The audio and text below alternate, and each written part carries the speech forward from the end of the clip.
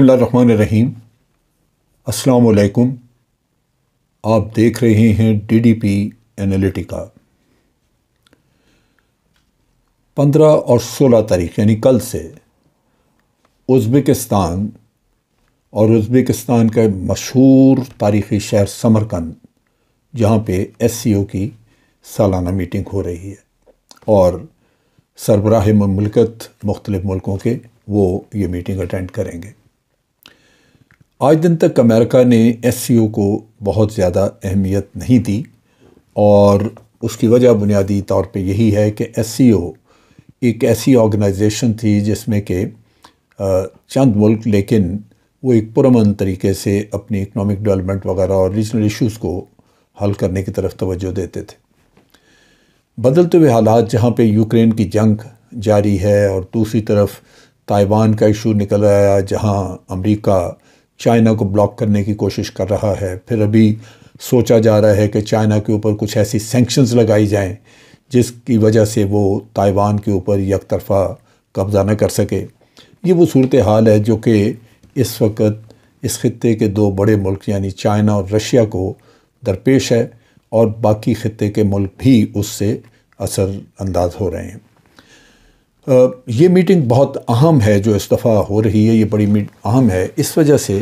کہ ایک بہت ہی اہم ملک یعنی ایران، جو کہ ہمیشہ سے امریکہ کی آنکھ کا کانٹا رہا ہے، وہ باقاعدہ طور پہ SCO کی ممبرشپ حاصل کر رہا ہے۔ SCO ایکسپینڈ ہوئی۔ اب SCO کی صورتحال یہ ہے کہ ایران جیسا ملک جو کہ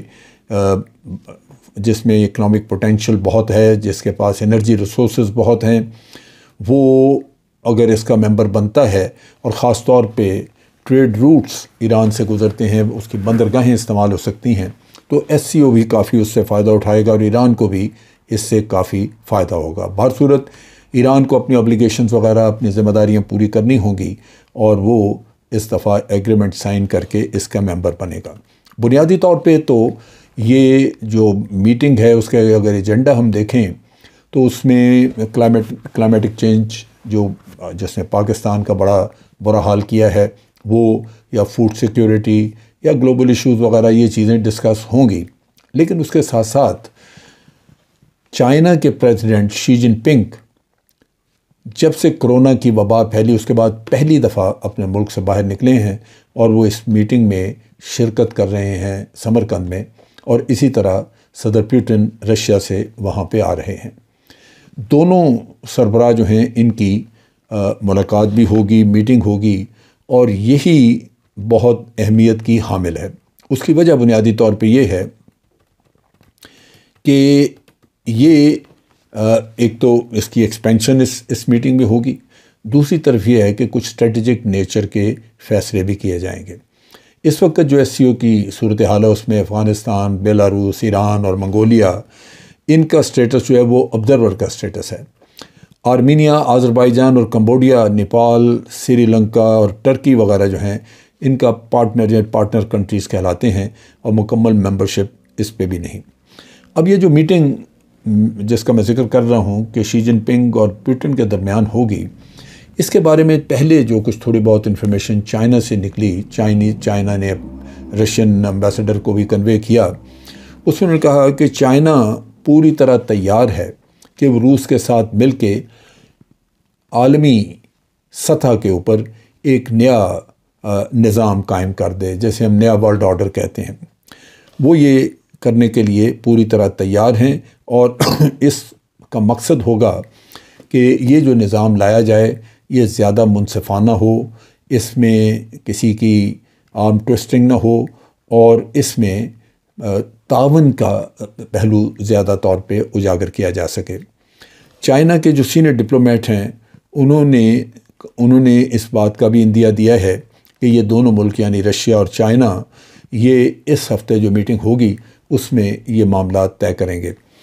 چائنا اور رشیا جو ہیں یہ ان حالات میں جو کہ یوکرین کی جنگ کی وجہ سے پیدا ہوئے، اس میں ایک دوسرے کے بڑے قریب آئے ہیں۔ ان کے ایگریمنٹ ہوئے، ان میں پچھلے دنوں 30 سال کا ایگریمنٹ ہوا ہے گیس سپلائی کا۔ رشیا گیس سپلائی کرے گا چائنا کو، اور بہت ہی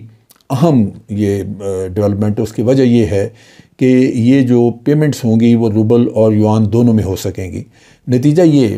کہ یہ جو کرنسی کا متبادل ایک طرح سے بن رہا ہے، یہ بھی اس نئے ورلڈ آرڈر کا ایک حصہ ہوگا، ورنہ تو آپ کو پتہ ہے کہ تیل کے سارے کاروبار جو ہے وہ ڈالر بیسڈ ہوتا تھا، لیکن یہ گیس کا بہت بڑا 30 سال کا جو ایگریمنٹ ہوا ہے، اس میں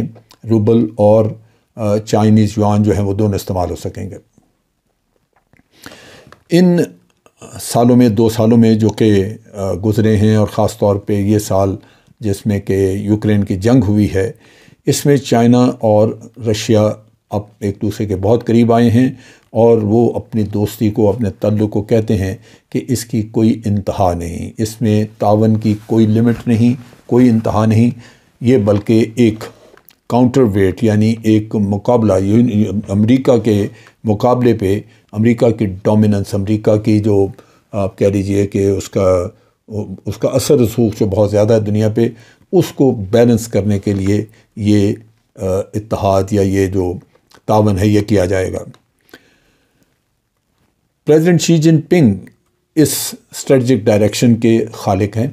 وہ اس چیز کو سمجھتے ہیں کہ اکیلے چائنا شاید یہ سسٹم رائج نہ کر سکے، لیکن پیوٹن اور شی جن پنگ مل کے یہ باقی ممالک کے تعاون سے جو کہ شنگھائی آرگنائزیشن میں موجود ہیں، ان کے تعاون سے یہ نیا ورلڈ آرڈر قائم کرنے کی پوری صلاحیت بھی رکھتے ہیں اور کریں گے۔ چائنا نے مکمل طور پہ رشیا کو یقین دہانی بھی کرائی ہے کہ وہ اس کے ساتھ مل کے لگاتار لمبے وقت کے لیے کام کرنے کے لیے تیار ہے،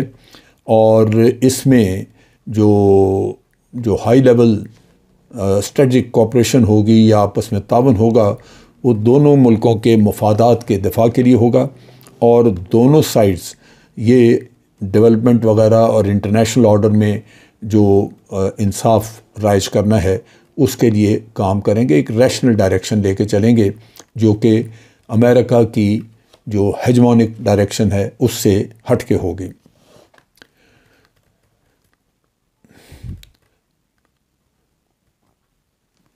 آج اگر ہم دیکھیں تو رشیا اور چائنا کے درمیان جو ٹرسٹ ہے، جو اعتماد کی لیول ہے، وہ پہلے سے کہیں زیادہ ہے۔ ایک دوسرے پہ پہلے اتنا اعتماد نہیں کیا جاتا تھا جتنا آج رشیا اور چائنا کر رہے ہیں۔ بہر صورت ہمارے ملک سے ہمارے پرائم منسٹر شہباز شریف وہ اٹینڈ کریں گے، سمرقند جا رہے ہیں، کل میرا خیال ہے وہاں پہ ہوں گے، اور وہ یہ شنگھائی کوآپریشن کی میٹنگ میں پاکستان کی نمائندگی کریں گے۔ اس میں خاص طور پہ کلائمیٹک چینجز جو آئی ہیں یا کلائمیٹ چینج جو ہے اس کا ایشو پاکستان کے لیے بڑا اہم ہے آج کل کے حالات میں، اور ان کا انٹرسٹ ہوگا کہ اس پہ بات چیت کی جائے۔ اس سے نقصان ہوا ہے پاکستان کا بہت زیادہ، ہمارے کو 1400-1500 کے قریب عوام لوگ مارے گئے ہیں، $30 بلین کا نقصان ہوا ہے، انفراسٹرکچر تباہ ہو چکا ہے، اور اس کے اوپر بات کرنا بڑا ضروری ہے۔ جو ملاقاتیں وہاں پہ شہباز شریف کریں گے ان میں ٹرکش پریزیڈنٹ کے ساتھ، پھر ازبکستان کے صدر کے ساتھ، چائنیز صدر شی جن پنگ کے ساتھ یہ ملاقاتیں تو متوقع ہیں، لیکن بھارت کے مسٹر مودی بھی اٹینڈ کر رہے ہیں یہ کانفرنس۔ ابھی تک ان سے کسی قسم کی میٹنگ کا کوئی بھی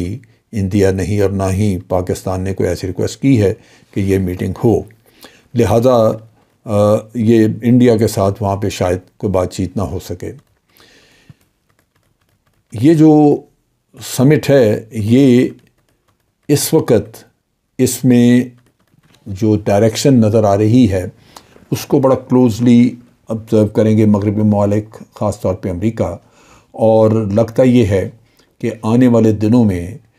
شنگھائی کوآپریشن جو ہے یہ ایک بہت بڑی پاور بن کے ابھرے گی۔ آج اگر آپ دیکھیں تو تقریباً دنیا کی آدھی آبادی اس شنگھائی کوآپریشن کے ساتھ منسلک ہو چکی ہے۔ اسی طرح دنیا کی تقریباً 30% جو اکانومی ہے وہ یہاں پہ اس کو کنٹرول کیا جا رہا ہے۔ ان حالات میں میرا نہیں خیال کہ دنیا کا کوئی بھی ملک، خصوصی طور پہ مغربی بلاک، اس آرگنائزیشن کو، شنگھائی آرگنائزیشن اور اس کی ایکٹیویٹیز کو اگنور کر سکے گا، وہ اس کو نظر انداز نہیں کر سکیں گے، اس پہ نظر رکھیں گے۔ بہر صورت 2 دن کی یہ کانفرنس ہے اور سب کی نظریں وہاں پہ ہیں، دیکھتے ہیں کہ اس کے نتائج کتنے مفید ثابت ہوتے ہیں، اور نیو ورلڈ آرڈر کے لیے چائنا اور رشیا